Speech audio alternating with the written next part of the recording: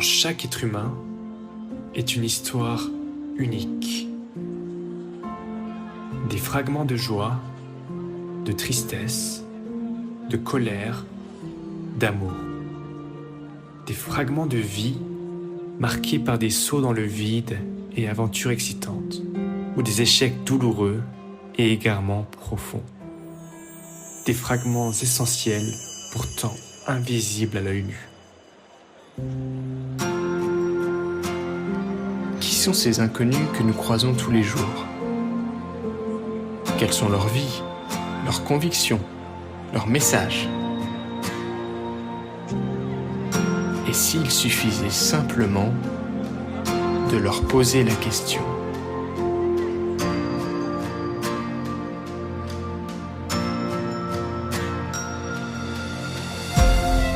Dans ce podcast, nous allons à la rencontre de celles et ceux que l'on ne prend pas assez le temps d'écouter et qui ont pourtant tellement à nous apprendre. Chaque semaine, nous parcourons les villes et les villages pour recueillir les témoignages de femmes et d'hommes ordinaires, aux histoires pourtant singulières, voire extraordinaires. Ensemble, nous rassemblons les précieux fragments de vos existences pour croiser les regards et vous partager la richesse du monde qui nous entoure. Bienvenue dans le podcast qui vous donne la parole. Bienvenue dans Fragments d'essence.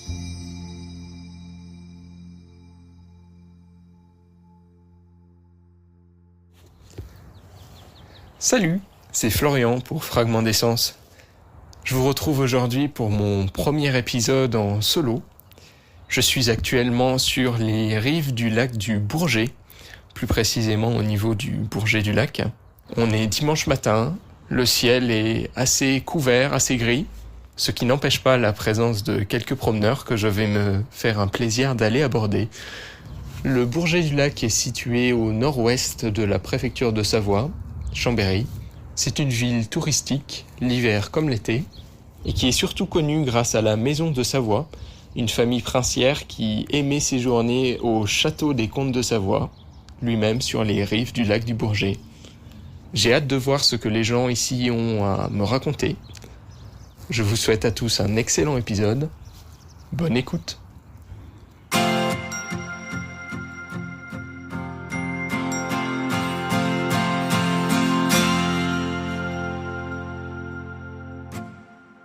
Est-ce que je peux vous demander votre prénom d'abord ? Alexandra. Alexandra. Merci Alexandra. Comment vos proches vous décrirez en quelques mots ? Peut-être la générosité. Ouais. Et puis la présence. Après ça, je ne sais pas trop. Il faudrait leur demander. Si vous aviez une expérience de votre vie à retenir, à partager, celle qui vous vient en premier à l'esprit, laquelle ce serait ? Peut-être la marche. Marche. La marche, on peut faire plein de choses. On peut discuter d'un tas de trucs. Ça fait des rencontres. Qu'est-ce que ça vous apporte la marche au quotidien ? Ça libère un peu. Ouais. Quoi, au quotidien, je ne la fais pas tout le temps. Mais bon, là, aujourd'hui, j'ai dit hop, ça va me faire du bien. Ça permet de se détendre. On regarde les oiseaux, on entend la nature. C'est chic, ça. Vous marchez beaucoup Non, quand je peux. Voilà. quand l'envie vous prend. Oui, et puis quand j'ai du temps, parce que je travaille aussi un peu, donc les activités ne sont pas toujours propices à tout plein de choses comme ça, mais oui, dès que je peux. Le bonheur.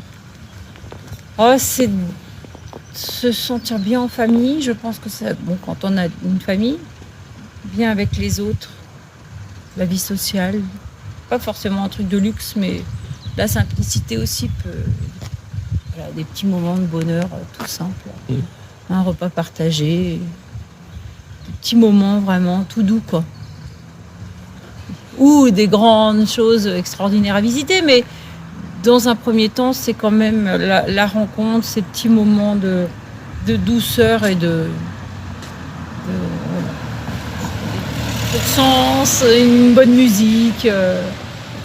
Des petites choses. Des petites choses. Pas forcément des grands trucs extraordinaires, Alors peut-être que si on en fait, ça rentre en jeu. Moi, j'en fais pas beaucoup, donc c'est vrai que le petit bonheur au quotidien, c'est chouette aussi, quoi. On trouve toujours dans le quotidien un petit moment de joie et de bonheur pour nous. Vous diriez que vous êtes heureuse actuellement? Ça va? Ça va, ça va? Ça va, Ouais, ça va. tout baigne. Tout baigne, la vie n'est pas simple, hein, Oui. mais malgré tout, ouais, ça va quand même. Il y a pire, et puis il y a tellement de... Il suffit de brancher la télé pour se dire, waouh, on est bien en France quand même. Mm. On est toujours prêt à se plaindre. On a un super beau pays, franchement, il est magnifique. Vous le connaissez bien, ce pays? Ce pays, pas toutes les régions, bien sûr que non. Je pense qu'il y a énormément de choses à découvrir. Bon, j'en connais un petit peu, mais pas trop. On habite une région super jolie, donc non, franchement, on a de la chance dans notre condition ici chez nous. On peut se faire soigner, on peut se faire accompagner dans tout plein de choses. On mange bien, il y a plein de... La qualité de l'air est quand même pas trop mauvaise à comparer à d'autres pays, quoi. Il faudrait aller en Chine, à Pékin, c'est l'enfer. Voilà, non, je pense que franchement, on a de la chance. Une cause. Tout ce qui est la condition des femmes, c'est super important, parce que voilà, elle est mise à mal partout. Pas partout, mais bon, oui. Il faut toujours qu'on se batte, j'ai l'impression. Alors qu'on est là pour être ensemble. Hein. L'homme vient de la femme vient de l'homme, voilà. Vous l'avez vécu tout particulièrement, ça? Non, pas trop, mais... Et en même temps, peut-être. Au quotidien, c'est moi qui fais les courses, le repas, les enfants. Finalement, le temps est précieux après. Pour la femme, peut-être. Voilà. Alors qu'on vient tous du même moule, quoi. Donc, il suffit de partager, je pense. Un peu plus. Si vous aviez un projet tout particulier, ça peut être très spécifique, à porter pour le monde et que vous en aviez les moyens, surtout, lequel ce serait? Pas la guerre. Arrêtez la vente d'armes, quoi. On a autre chose à faire que de vendre des armes. C'est horrible. Ça me dégoûte, ce truc d'armes, ce truc de religion aussi. On se bat tous pour une religion, mais qu'est-ce qu'on en a à foutre, quoi. Là aussi, la religion, c'est c'est quelque chose d'intime et c'est pas quelque chose... voilà, ça doit se partager intimement. Tout le monde a le droit de croire à quelque chose, mais intérieurement, et pas se battre pour son Dieu. Ah, moi, je trouve ça horrible. Donc les armes, non. Vous n'êtes pas croyante? Si, oui, je suis de la religion catholique, mais bon, voilà, quoi, que pour la culture, les chants, parce qu'on a des églises dans notre pays, ça fait partie de notre culture. Pour la culture, je fais ça, c'est tout. Et encore, je fais ça. Voilà, non, ça fait, oui. Mais j'imagine que dans les autres, c'est pareil, il doit y avoir de la culture intéressante au niveau des chants, au niveau de peut-être des rencontres, des édifices qu'on pourrait visiter en termes d'histoire. Mais après ça, c'est tout. Hein. Ça s'arrête là. C'est pas... Qu'est-ce que c'est pour vous, la réussite?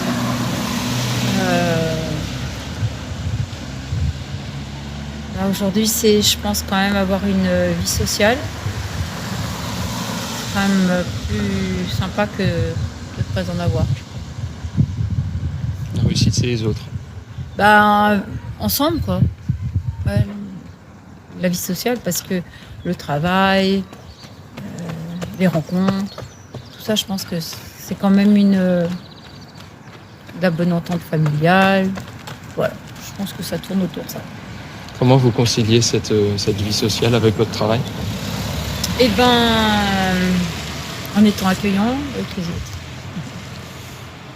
Tout simplement, des gens disant bonjour. Avec un sourire. Avec au le quotidien. sourire, Voilà. c'est mieux. Voilà. C'est comme ça. Je travaille pour l'éducation nationale. Je suis assistante d'éducation et je suis en CDI, ce qui est comme une prouesse parce que c'était des métiers qu'on prenait pour 6 années et qu'on mettait dehors et que finalement je suis en CDI, donc je suis très contente. C'est fatigant, mais j'aime beaucoup ce que je fais. C'est pas super valorisant parce qu'on ne gagne pas des 100 et des 1000, mais moi j'aime bien. Qu'est-ce que ça vous apporte au quotidien? La rencontre des jeunes qui sont vraiment chouettes. Il y a vraiment des gens... Je travaille dans un lycée professionnel, alors c'est vraiment la mixité sociale, elle est à fond. Mais ils sont super sympas, les jeunes. Et voilà, leur donner la chance, les encourager. Là aussi, leur apporter de la culture. Il n'y a plus de musique, il n'y a pas de musique, il n'y a pas d'art plastique au lycée. Je comprends pas, moi, ça, pourquoi on a arrêté ça. Ça va au collège et puis après, ça s'arrête au lycée. Pourquoi? Ça leur ferait du bien, tous ces petits jeunes, d'écouter de la musique, qu'on leur fasse transmettre une culture musicale un peu plus longue, un peu plus de musée, un peu plus d'histoire culturelle. Je pense que c'est dommage que ça s'arrête. On parle pas mal de théâtre en ce moment, qui serait réintroduit dans les collèges ici. Peut-être au lycée, il y a plutôt des... ça doit être vraiment... là où je suis, il y a peut-être eu des rencontres de jeunes qui ont présenté des trucs, mais j'étais pas trop au courant. Mais c'est vraiment à l'échelle d'une classe, peut-être, non? C'est rien, c'est dommage. Je pense qu'ils en auraient besoin parce que ça reste des gamins, quoi. Qu'est-ce qu'il y a que vous aimeriez leur apprendre? Quelque chose qu'on n'apprend pas forcément à l'école. La volonté, parce que ça quand même, il faut qu'ils se lèvent le matin. La persévérance. S'il y a un conseil que vous donneriez à votre moi d'il y a 20-30 ans, peut-être avant, quand vous étiez... Oui, peut-être d'être plus persévérant. Justement, peut-être... profiter de l'enseignement à l'école, quoi. C'est chouette, il y a quand même des gens bien. Ils ne sont pas tous achetés, les profs, et puis l'enseignement n'est pas tout acheté. Et finalement, peut-être mettre un peu à côté ses parents et faire confiance un peu aux gens autour. Parce que ça peut quand même apporter des... Je pense que c'est pas mal. Ça vous a manqué, ça? Oui, sûrement. Voilà. Donc, c'est peut-être pour ça. Ok. Écoutez, bonne journée. Merci d'avoir répondu à mes questions. Bonne journée à vous. Merci à vous aussi, au revoir.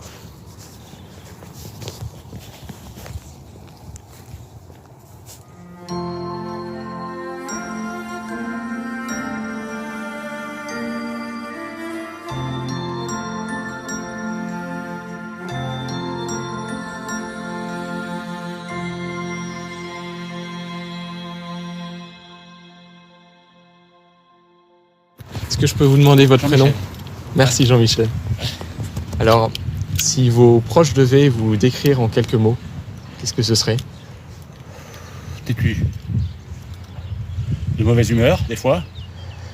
Pas radin du tout. Voilà, en quelques mots, ouais. Et vous, qu'est-ce que vous en pensez? C'est ça, ouais. Ah, vous êtes d'accord? Ah ouais. Vous m'avez l'air de plutôt bonne humeur, là. Bon, oui. C'est bien. C'est bien. Voilà. Si vous aviez une expérience de votre vie à partager, qui vous vient en tête tout de suite, qui vous a marqué, qu'est-ce que ce serait? Faire du parapente avec quelqu'un. Voilà, par exemple, je fais du parapente, mais seul, et puis j'irai plusieurs, c'est sympathique. Ou faire du sport en règle générale avec d'autres personnes. Ça occupe une grosse place dans votre vie, le sport en général?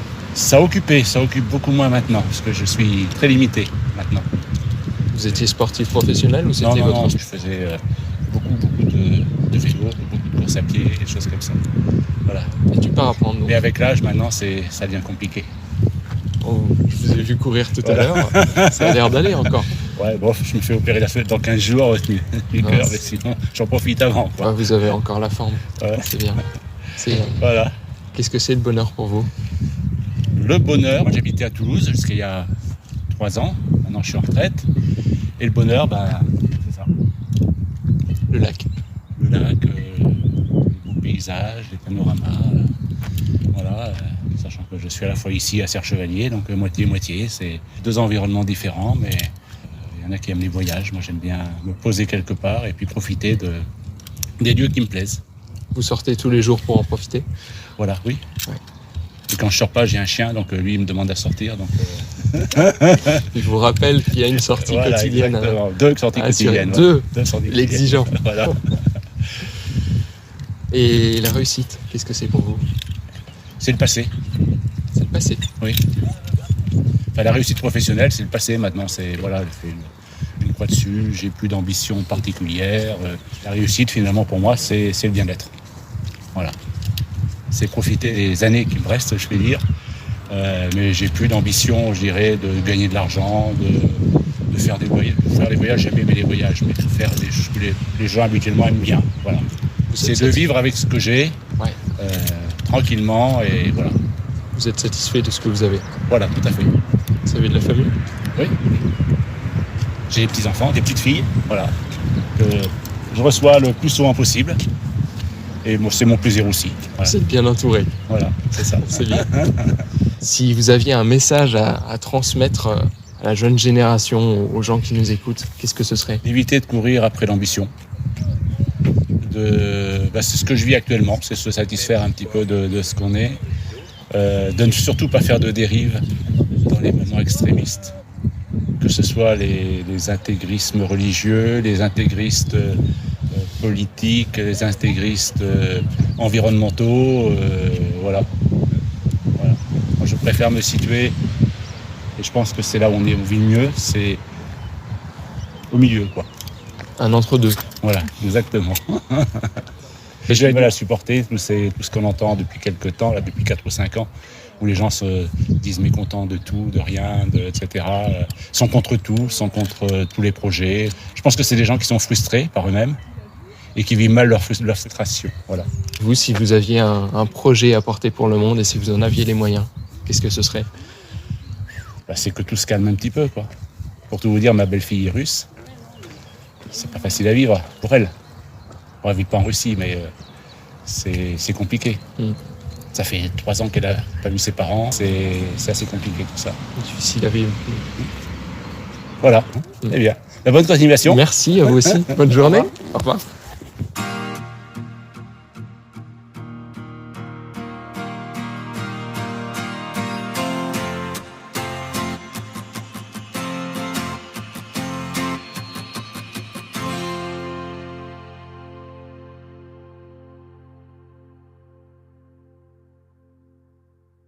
J'enregistre cette fin d'épisode plusieurs semaines après que celui-ci ait été enregistré. Il est plus court que d'habitude, pour une raison simple. J'avais un temps très limité sur place. C'était difficile de trouver des gens aujourd'hui qui voulaient bien partager leurs témoignages.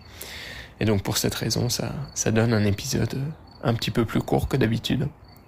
Je profite donc des quelques minutes de plus que j'ai pour vous remercier au nom d'Alex et moi pour vos premiers retours sur les premiers épisodes du podcast. On a évidemment encore beaucoup de chemin à parcourir, des approches, des questionnements à pousser plus loin. C'est pour cette raison notamment qu'on est complètement à votre écoute. Si vous avez des questionnements, des pistes d'amélioration que vous aimeriez nous proposer, laissez-nous un petit message et on tâchera d'envisager la chose. Comme on a aussi tendance à se mettre un petit peu la pression quand on est à des endroits pour faire un enregistrement, pas toujours très proche de chez nous, que l'heure tourne et qu'on n'a pas suffisamment de témoignages, on aimerait vous laisser la possibilité de nous poser vos questions. Ça peut être des questions sur le fonctionnement du podcast, sur notre méthodologie, ou simplement des questions que vous aimeriez nous poser à nous. Et comme ça, si jamais on a des épisodes qui, pour X ou Y raison, viennent à être plus courts, on pourra y répondre tranquillement. À ce sujet, on aura bientôt le plaisir de vous faire un épisode dédié à notre méthodologie pour vous exposer les choix qui ont été faits lors du lancement du podcast. Et la semaine prochaine, ce sera Alex qui aura le plaisir de vous emmener avec lui pour un 5e épisode de Fragments d'essence. J'espère que cet épisode vous aura plu. Un grand merci donc à nos 2 interviewés du Bourget du Lac. Et à toi qui as écouté cet épisode jusqu'au bout, je souhaite une très belle journée ou fin de journée, suivant l'heure à laquelle tu écoutes cet épisode. À bientôt pour de nouveaux témoignages. Salut!